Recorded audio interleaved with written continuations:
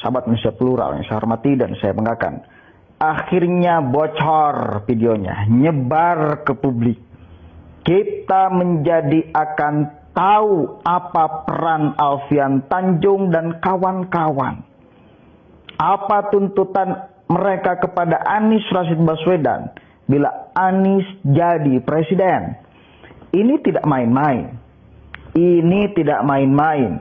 Alfian bahkan mengatakan semua jaringan yang telah kemudian dia miliki akan diaktifkan lagi, termasuk urusan HTI harus diaktifkan.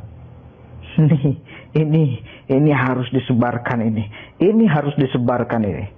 Kita cek videonya nih. Strukturalis ya, makhluk langka nih, tinggal dijagain sama dikader, harus mengkader memang. Nah, buat teman-teman, mari kita mengupayakan pemerataan dan penyamaan frekuensi informasi, edukasi serta peran keumatan dan kebangsaan untuk isu Islam al-Muslimin melalui multimedia, multimetode dan multi strategi. Nah, kalau mau menang ya belajar dari Taliban.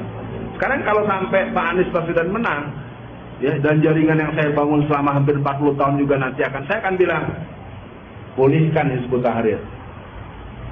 Kira-kira terima kasih nggak tuh sama Pak Anies Baswedan? Makanya kemarin saya ketemu Anies 2 kali, itu serang aja. Saya orang yang dari dulu asik kemana aja asik. Lalu ketemu saya di Solo tanggal 14 November. Bang Alfian, ada apa di sini? Iyalah, bini gue di sini, saya bilang. Jadi kita ngobrol, foto-foto bareng.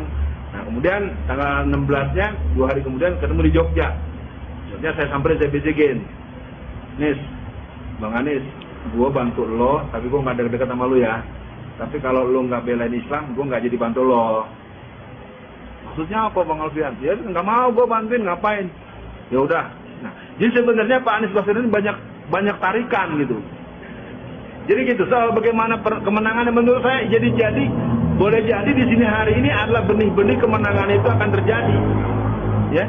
Persoalannya ibu-ibu, bapak-bapak suka berdoa nggak agar ketemu dengan caleg-caleg yang akhlaknya bagus, yang agamanya bagus.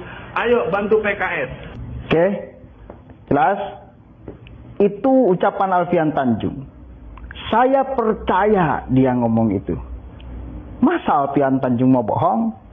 Saya percaya dia telah bertemu Anies dan menawarkan tuntutan itu. Ini harus menjadi catatan penting kita sama-sama. Bahwa ada cita-cita besar di balik kemudian mereka mendukung Anies Rashid Baswedan. Tidak salah, dari kemarin saya selalu ngomong, hati-hati dengan Anies. Lihat rekam jejaknya. Kan itu kan?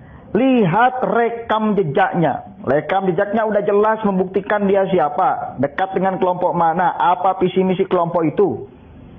Dan sampai sekarang, sampai detik ini, kelompok itu masih punya cita-cita yang sama. Ya, kenapa sampai mendukung Anies pun masih ada harapan untuk mereka diaktifkan kembali. Meskipun Nasdem itu ngomong, ya, Nasdem itu tokonya ngomong pernah. Kita menjadi akan di depan. Kita akan menjamin bahwa bila Anies jadi presiden, mereka tidak akan diaktifkan lagi. Organisasi-organisasi terlarang tetap akan menjadi organisasi terlarang. HTI akan tetap menjadi organisasi terlarang. FPI akan tetap menjadi organisasi terlarang. Tetapi apa boleh dibuat? Tokoh Nasdem yang ngomong itu, dikritik habis-habisan. Salah satunya oleh Kozinuddin. Novel Bakmumin ikut bersuara. Para tokoh mereka ikut bersuara. Selamat Ma'arif segala macam ikut bersuara. Mengecam apa yang diucapkan oleh politisi senior Nasdem itu. Artinya apa? Udah jelas di sini. Ada visi misi besar. Kenapa mereka kemudian merapat ke Anies Rashid Baswedan. Dan Anies susah untuk melepaskan mereka. Kenapa? Karena basis masanya hanya mereka. Satu kali lagi, basis masa Anies itu hanya mereka.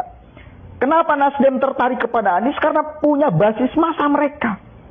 Gak mungkin Nasdem memilih Anies bila Anies kemudian ditinggalkan oleh kelompok massa itu.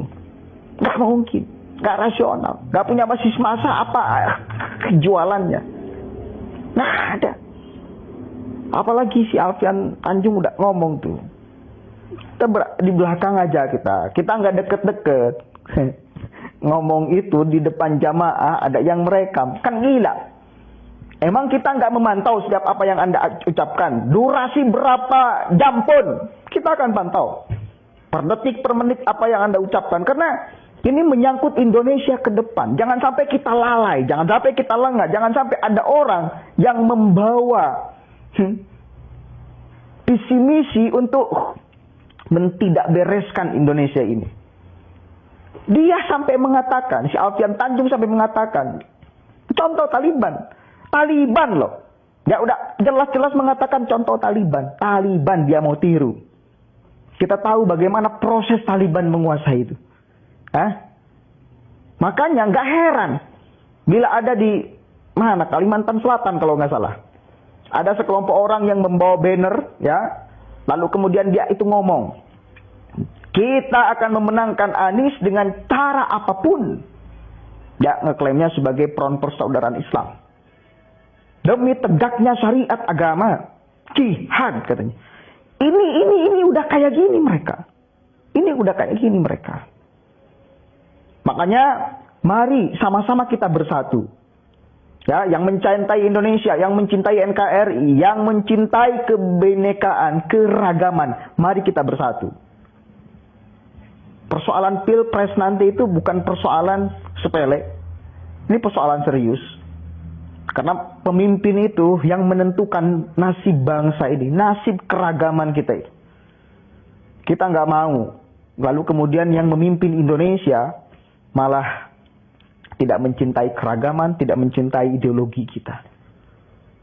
Kita tahulah bagaimana cara pandang orang-orang HTI ya kepada Pancasila, kepada NKRI, Togut segala macam. Rela kita dipimpin oleh bagian daripada mereka, Anies Baswedan. Saya pribadi sangat enggak rela. Karena Pancasila ini udah jelas-jelas. Rumusan bukan hanya satu orang, bukan hanya satu golongan, ya. Rumusan banyak orang, rumusan banyak golongan, di dalamnya juga Islam. Kita udah jelas, utuh, panceg, tanpa bertentangan dengan apapun, apalagi bertentangan dengan syariat agama.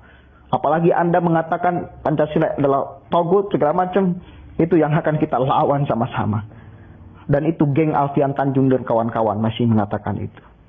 Untuk sekali lagi, Pilpres ini bukan persoalan sederhana. Ini persoalan serius. Persoalan Indonesia. Persoalan keragaman, kebinekaan, ideologi Pancasila. Dipertaruhkan. Bila benar-benar Anies nanti jadi capres. Udah jelas-jelas si Alfian ngomong itu. Jelas si Alfian ngomong itu. Dan kita harus catat dan ingat. Dan ini harus diviralkan. Biar kita paham semua. Kenapa kita sampai mewaspadai Anies. Kenapa? Karena ada kelompok itu di belakangnya. Ya. Assalamualaikum warahmatullahi wabarakatuh. Sebarkan ini seluas-luasnya, saudara. Mudah-mudahan menjadi amal jariah bagi kita semua. Dan ini jihad kita untuk mempertahankan NKRI Pancasila. Ya, salam hormat.